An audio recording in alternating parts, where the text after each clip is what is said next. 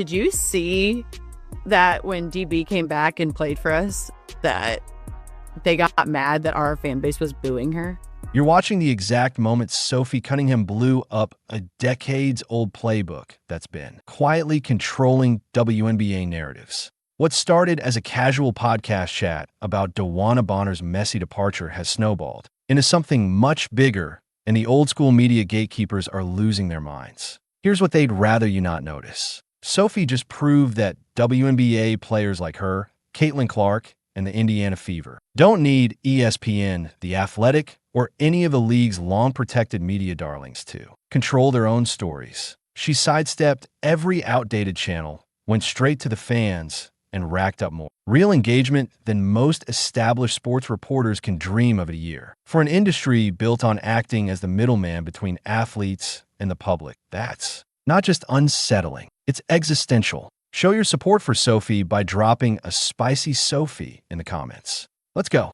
Before we unpack how Sophie accidentally exposed the cracks in the WNBA's media machine, go ahead and picture what the league would look like if players controlled their own narratives.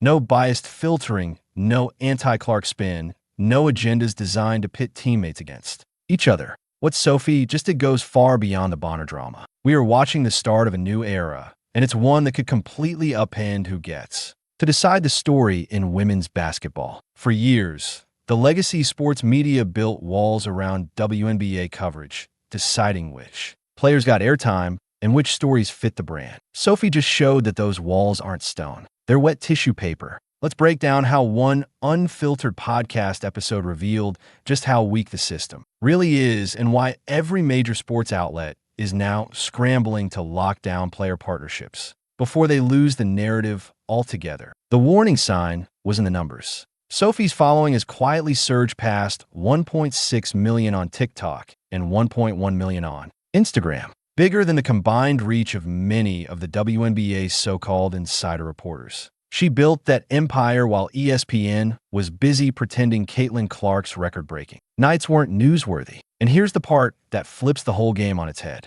Sophie didn't get there by kissing the ring of the old guard. She got there by speaking the language actual fans understand. Unapologetic, competitive, and real.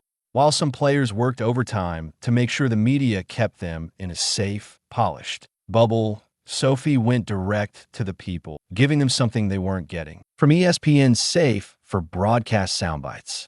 Authenticity. That's the exact moment the power shifted. Sophie didn't whisper her intel to a reporter. She didn't gift wrap it for The Athletic. She didn't even tease it on Twitter first. She sat down with her, show me something co-host, and dropped a truth bomb that flipped the Bonner controversy on its head. No editors, no spin, no corporate PR script, just raw, unfiltered truth for anyone who wanted to hear it. In the old days, if a player had the inside scoop on locker room chaos or shady exits, it would trickle to a beat reporter, get massaged into a carefully sourced piece, and be spoon-fed to the audience on the media's terms. Climbing, controlled. Framing, controlled. Impact, controlled. Yeah, no, she told it herself, and she told it better than any outsider could because she was there, living it. She had the first-hand credibility, the context, and the platform to drop it without asking anyone for permission. A level of freedom the establishment media